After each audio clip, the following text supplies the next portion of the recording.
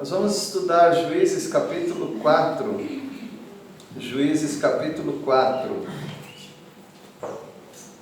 O povo tem que conquistar a terra, mas o povo caiu numa armadilha de fazer aliança com aqueles que não deveriam ter feito aliança.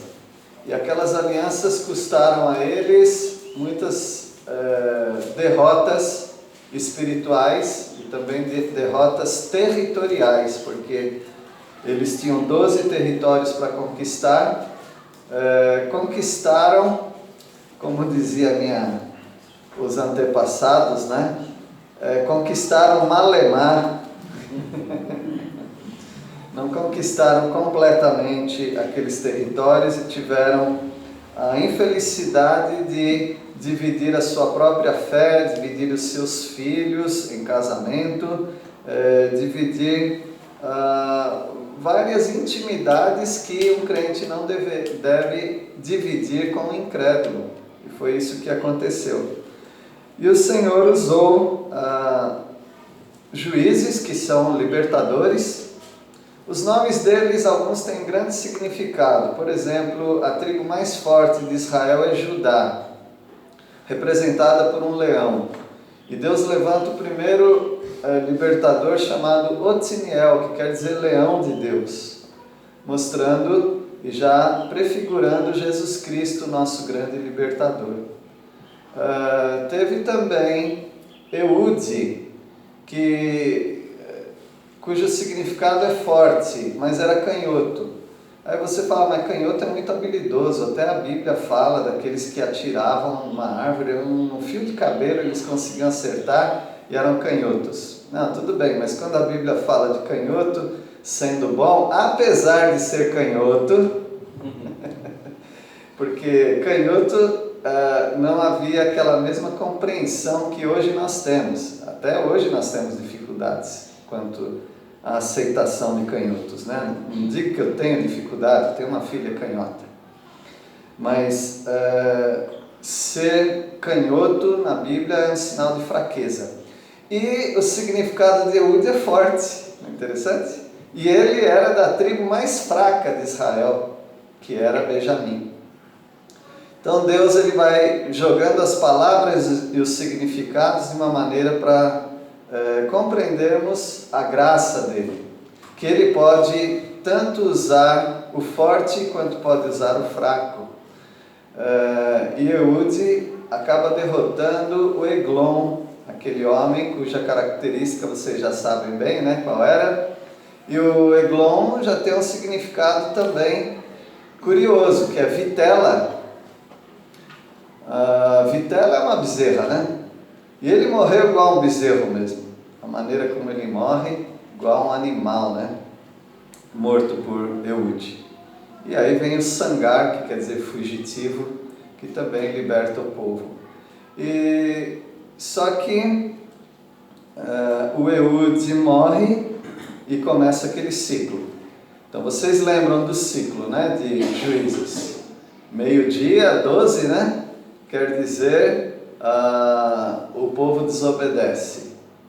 Número 3 no relógio, Deus invade, através de inimigos, invade Israel.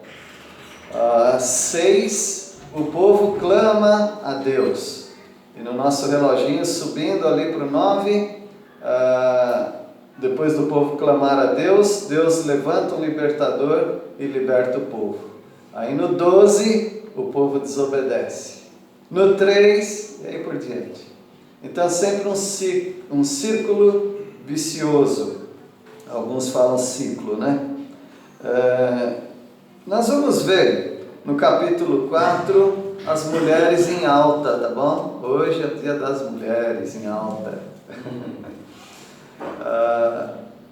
Eles tinham algumas certezas naquela época, e as únicas certezas que eles tinham, baseado aqui no capítulo 4, naquele momento, é que uma mulher seria a libertadora de toda a nação. Uma mulher seria essa libertadora. E a outra certeza é que realmente Deus daria a vitória para o povo. E a outra certeza que eles tiveram é que que outra mulher completaria a vitória. Então as mulheres foram usadas grandemente por Deus para a vitória do povo também. Vamos começar então vendo essa mulher que seria a libertadora do povo. Versículo 1, alguém pode ler, por favor?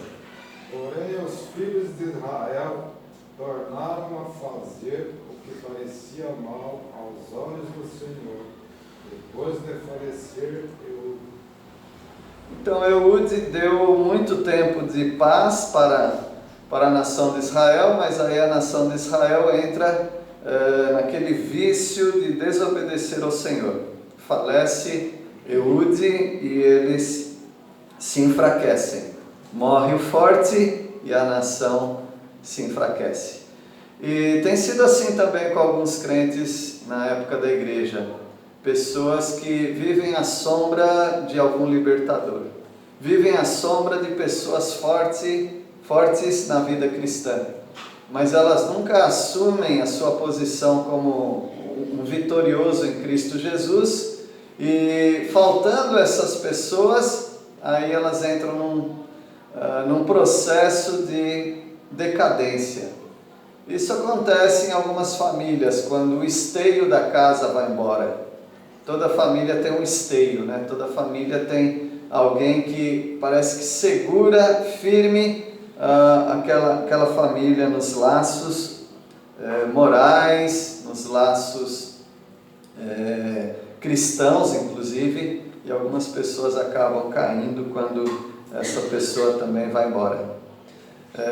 Infelizmente é isso. Por isso, você precisa individualmente assumir-se como um crente. Individualmente você precisa se fortalecer. Ainda que a sua esposa ou seu marido não estejam lá, aquelas coisas no andar com o Senhor, você precisa se fortalecer. Versículo 2. Vendeu o Senhor em mão de Jabim, rei de Canaã, e reinava em Azor. E Cícera era o capitão do seu exército, o qual então habitava em Raprosete dos gentios. Então veja que o nosso reloginho começa a mudar o ponteiro, né? O povo desobedece ao Senhor, se esquece do Senhor, aí Deus os entrega. E Deus entregou o povo nas mãos do rei de Canaã, uma região de Canaã, porque Canaã era todo aquele território, né? Uma região de Canaã é entregue e o inimigo tinha um comandante forte, que era o Císera, e esse Císera, como comandante do exército, invadiria os territórios de Israel e trazendo aquele suplício, né? Aí o povo vai ter que fazer aquilo que nós já estamos acostumados no reloginho. Aí o ponteiro muda de novo e o povo clama ao Senhor. Nós vemos que com isso, que a disciplina do Senhor também é misericórdia. O fato do povo se esquecer de Deus e Deus mandar um invasor, isso é misericórdia de Deus. Quando você está longe dos caminhos do Senhor e Deus começa a trazer para você ou sobre você situações difíceis, complicadíssimas e também ruins, isso também é misericórdia de Deus. É Deus querendo te atrair, porque nós somos muito atraídos a Deus quando nós estamos com as 3 dificuldades básicas. Quais são as 3 dificuldades básicas? Doença, falta de saúde e problemas familiares. Além de outros, né? Deus nos traz para si quando Ele quer, através desses sofrimentos. E no versículo 3 nós vamos ver que esse círculo, esse reloginho aí, envolve o clamor também. O povo desobedece, Deus os entrega para o inimigo, aí o povo clama. Versículo 3. Clamaram os filhos de Israel ao Senhor, porquanto Jabim tinha 900 carros de ferro e por 20 anos oprimia duramente os filhos de Israel.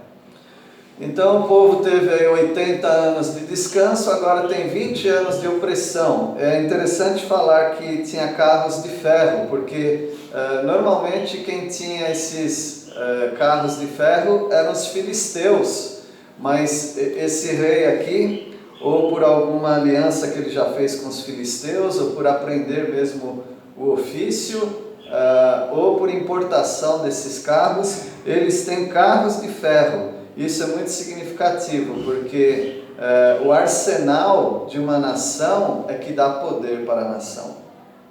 Não é o falar bonito, não é ter um presidente que fala bonito, ou um presidente... Não. O que faz o poder das nações é o poder bélico. O poder bélico é o poder de armas, né? Essas armas nem precisam ser usadas.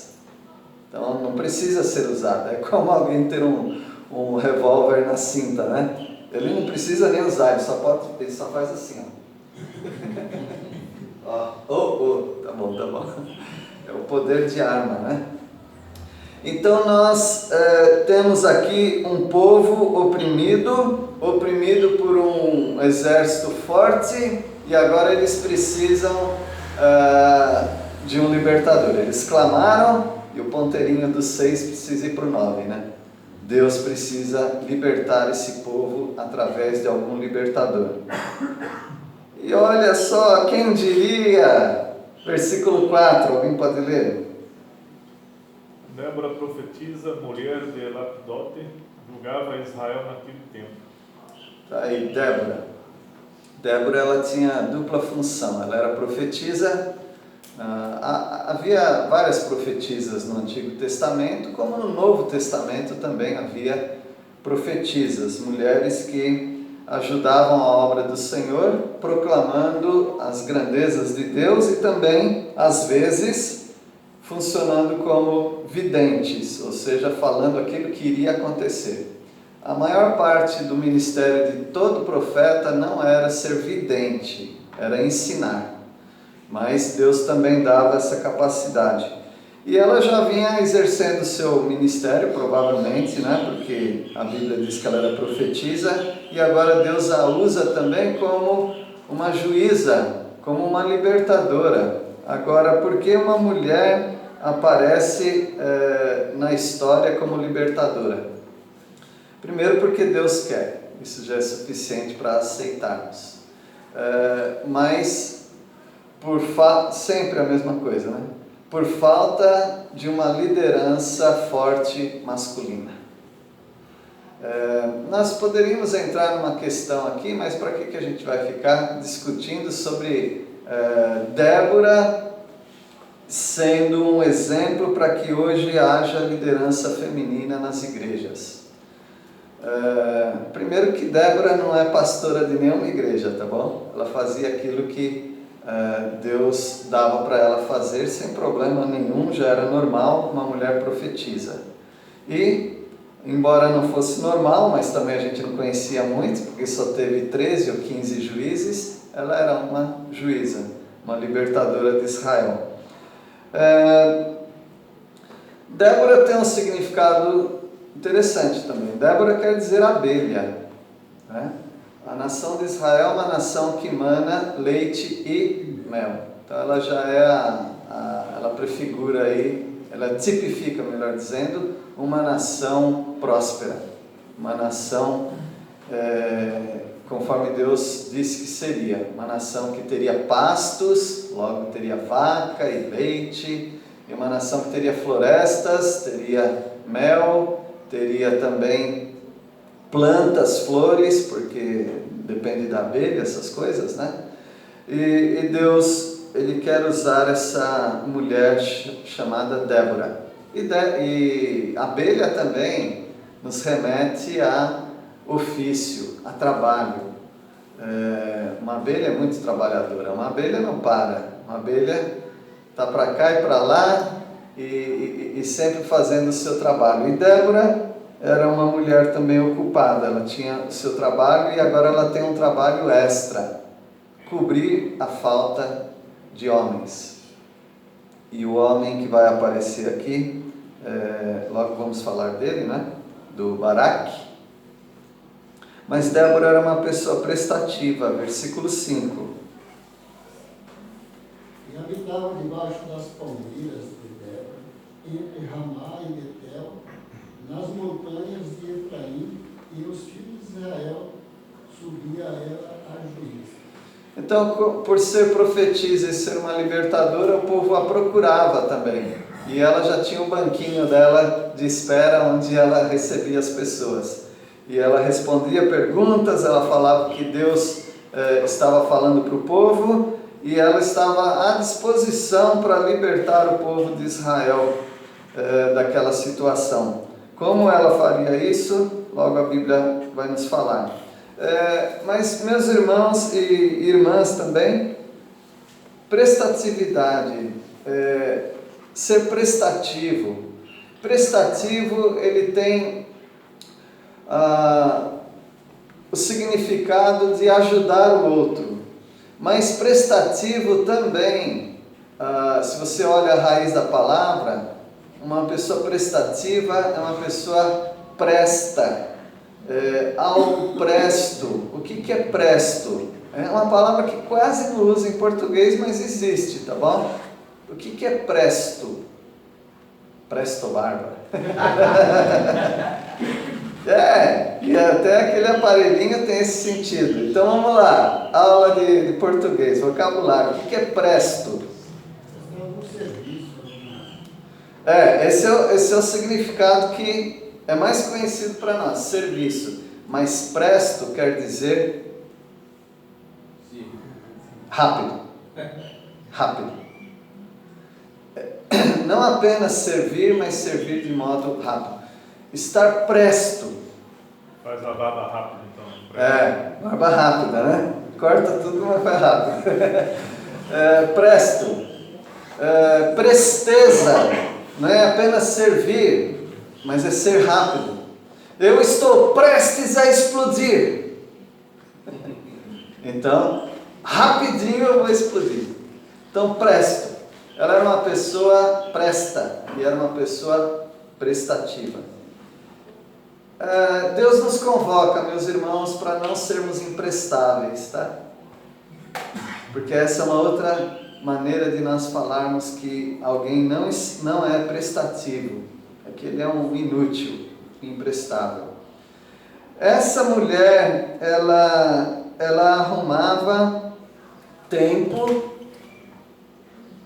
para servir ao Senhor. Mas ela não fazia nada. Como não? Ela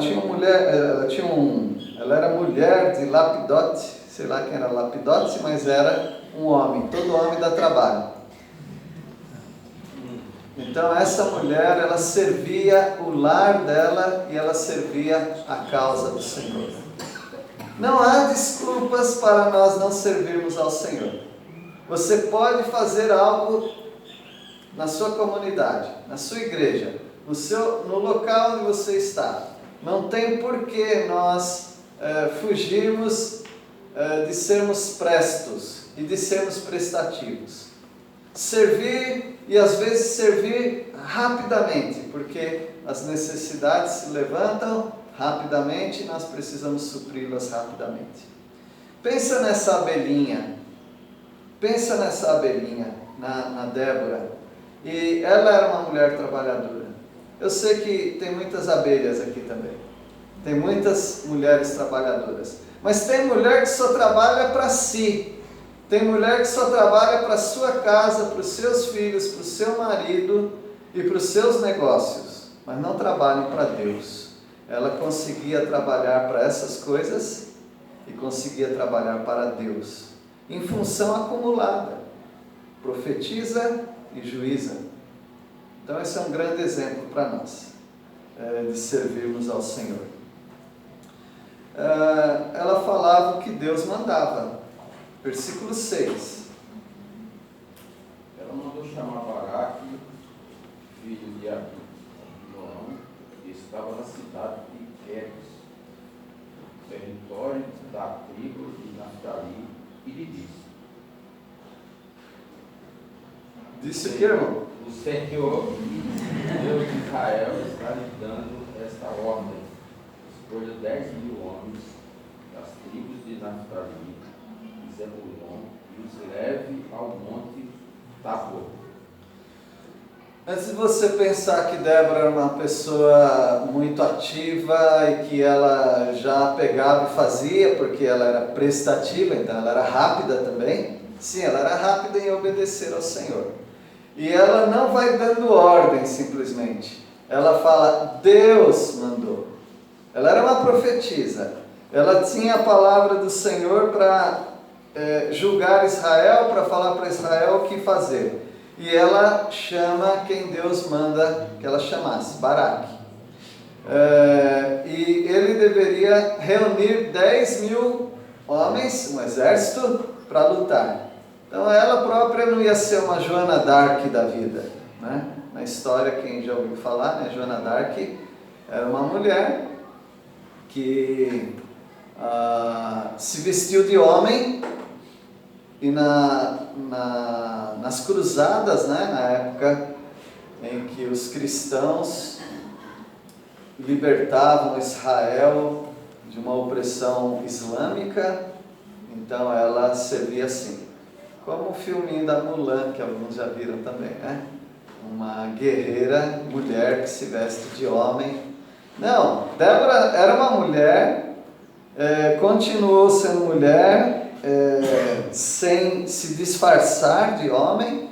Ela não ia para a batalha, mas ela mandou o Baraque ir para a batalha, para Baraque reunir. É claro que ela estava disposta a tudo que o Senhor mandasse. Mas ela foi usada por Deus para empurrar o homem. Por que Deus fez isso? Certamente pelo que vai vir agora, nós vemos que a atitude dos homens, pelo menos daquele homem, não era uma atitude de tomar a frente. Deus estava escolhendo Débora para isso. E quando nós vemos a atitude de Baraque, parece que nós estamos nos nossos dias. Os nossos dias, como alguém disse, nós estamos na época do empoderamento feminino e do embananamento masculino.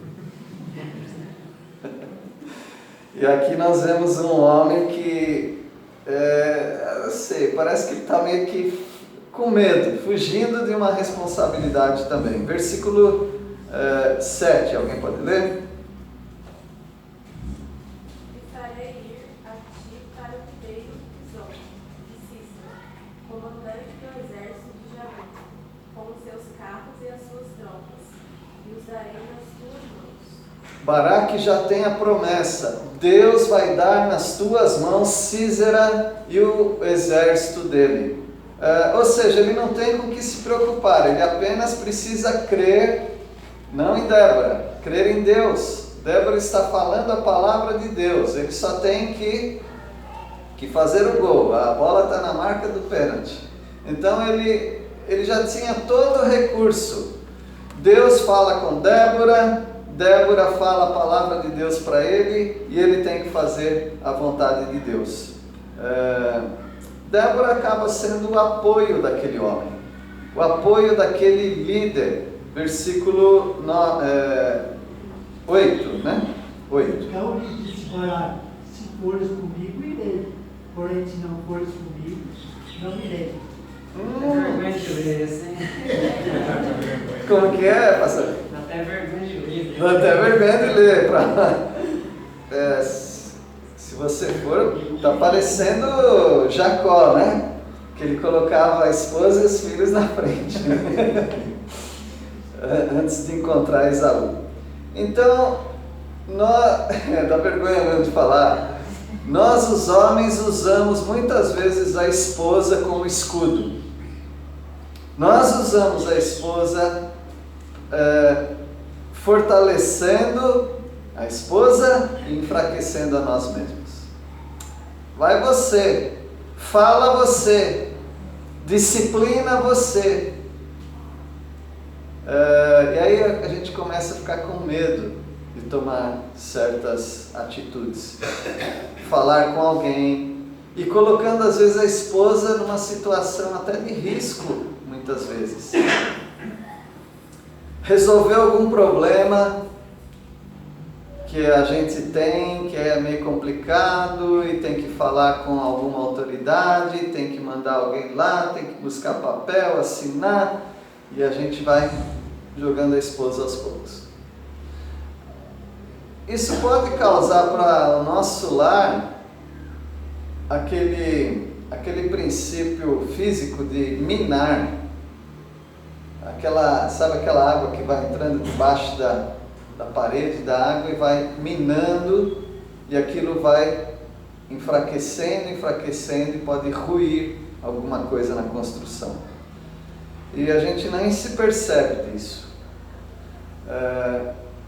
Uma coisa, eu não vou perguntar aqui para levantar a mão, mas se perguntássemos quem ensina a Bíblia para os filhos, ele ou ela, nós íamos ficar surpresos que ela tem levado os filhos a Cristo Jesus muitas vezes.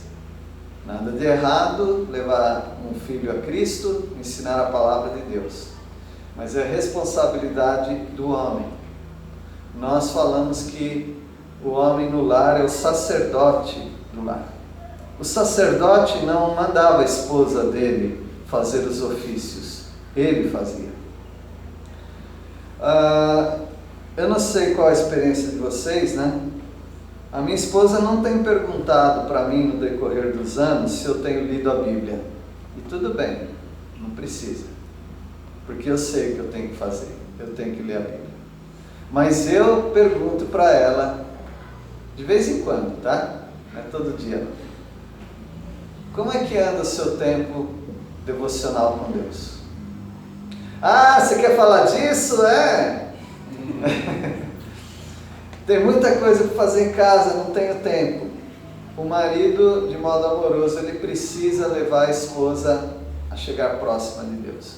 É o homem quem faz isso, irmãos. Não importa o que eles estão falando hoje, tá bom? Não importa que uma mulher não gosta que faça para ela gentileza. Não importa que uma mulher nos filmes só ela que ganha, os homens perdem, né? Não importa como hoje a sociedade vê essa questão. A palavra de Deus é bem clara sobre isso. A mulher é a parte mais frágil. Quem falou isso foi Deus. E quem fez a constituição masculina e feminina foi Deus. Então Ele pode falar. E Ele diz que a mulher é a parte mais frágil. Em muitos aspectos a mulher é mais frágil do que o homem. Mas, meus irmãos, o que nós vemos são mulheres como Débora. São abelhinhas. Estão fazendo o trabalho delas e eu digo, continue. Tem mulheres que estão ensinando os filhos na palavra de Deus. Continue. Tem mulheres que estão cuidando das questões do lar, completamente cuidando das questões do lar. Eu não vou ficar mencionando quais as questões, porque vocês moram num lar, vocês sabem quais são. Continuem, é o que eu digo. Eu não diria que a princípio seria assim, mas se já está dando tudo errado, o lar precisa se manter. E o lar se mantém hoje, muitas vezes porque as mulheres estão pegando firme no lar. Graças a Deus por isso. Baraque falou, então, se você for, eu vou. Se você não for, eu não vou. Agora, antes de vocês criticarem tanto Baraque, igual eu estou fazendo aqui também, né? Nos Heróis da Fé não aparece Débora, é Baraque.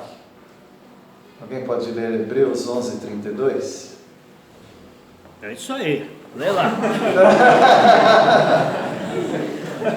Os louros ficam pra gente, o trabalho para elas, tá bom? Ah, que bom, você conduziu seus filhos a Cristo. Você é fiel, né? Sou mesmo. O elogio é para mim, mas quem fez foi ela. Hebreus 11:32. Deixa o Seabra ver que ele leu o outro. Para não passar tanta vergonha, Seabra, pode ler.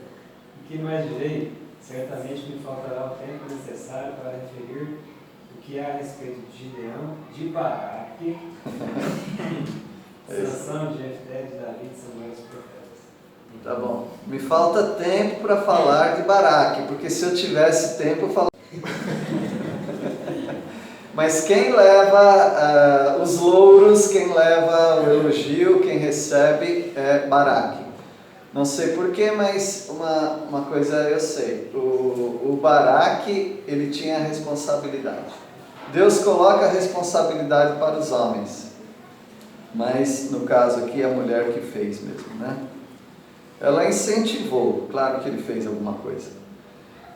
Versículo 9.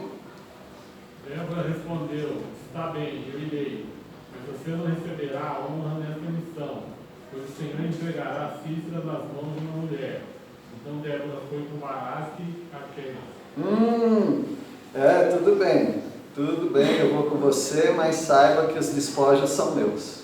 Ou seja, Débora, ela estava ciente que Baraque, ele não estava exatamente cumprindo o papel dele, mas ela vai dar uma força. Se ele precisa dela para essa força, e ela é profetisa, ela é juíza, e Deus está usando Débora para libertar Israel, mesmo que para isso vai dar alguma honra para Baraque. Vamos lá, Baraque acaba sendo o libertador de Israel. Mas por trás desse homem tem essa mulher, que nem esposa dele é, tá bom? Mas está por trás dele dando todo o incentivo. Então, meus irmãos, assim como Débora recebeu seus despojos, e Débora tem um louvor muito lindo no capítulo 5, eu sei também que Deus está olhando as mulheres. Deus está vendo o esforço das irmãs, de arrastar o marido para a igreja, de levar o marido a conhecer o Senhor melhor, de levar os filhos à maturidade. Deus está vendo, mesmo que no momento parece que ele que está recebendo os louvores, mas Deus está vendo, e Deus no devido momento vai recompensar essas irmãs. Agora, não fiquem todas as irmãs animadinhas não, porque tem mulher que é preguiçosa. Tem mulher que realmente não faz nada na obra do Senhor, e tem mulher que cria os seus filhos, ótimo, mas ainda ela está devendo aquela fidelidade na obra do Senhor. Então nós estamos aqui para elogiar, nem para derrotar ninguém. O que é aquilo que você faz diante do Senhor, e quem vai julgar é o Senhor. Mas eu acho que está bom por aqui, né? Vamos encerrando dizendo que uma mulher seria a libertadora de Israel. E hoje nós vimos que as mulheres têm uma grande responsabilidade. Irmãos, a tendência de ter cada vez mais homens fracos é muito evidente. Muito evidente que os homens, a partir de um tempo, né, para frente, eles serão cada vez mais fracos. Quase tudo no homem está relacionado à mulher. Então, ele é criado por mulheres, ele vai para a escola, mulheres, e agora pior, mulheres feministas estão ensinando esses jovenzinhos, e o politicamente correto diz que o homem não deve se impor na sociedade também. Então isso vai fazendo com que os homens se enfraqueçam cada vez mais. Nas igrejas, muitas mulheres têm tomado a dianteira, sempre com aquela premissa: os homens não estão fazendo. Tá certo, tá certo. Algumas mulheres estão pegando mesmo e fazendo. A pergunta que o irmão Charles Cadwell Riley fez uma vez, fazendo várias perguntas para as mulheres, uma delas foi esta: caso você treinasse homens para a obra de Deus, você sairia de cena? Porque o que aconteceu é que muitas mulheres tomaram a dianteira nas igrejas, porque não tinha homens. Mas elas também não querem mais que homens assumam, em algumas igrejas, tá bom? Em vários lugares. E isso tem enfraquecido muito.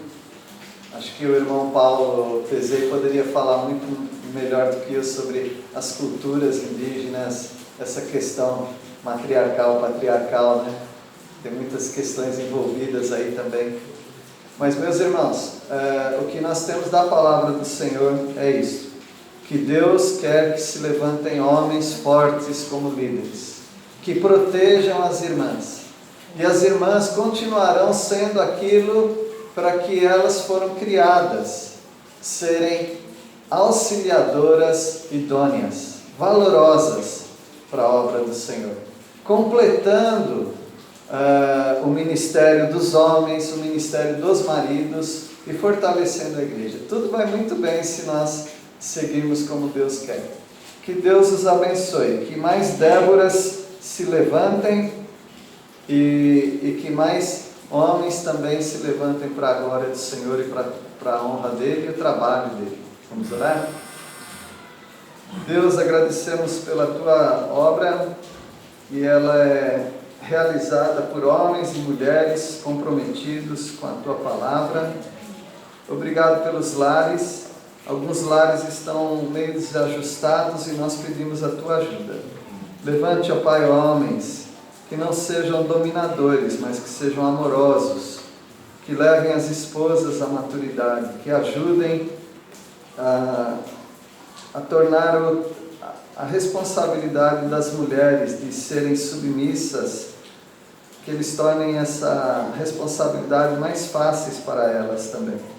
Nós agradecemos, ó Pai, porque todo o corpo bem ajustado ele cresce.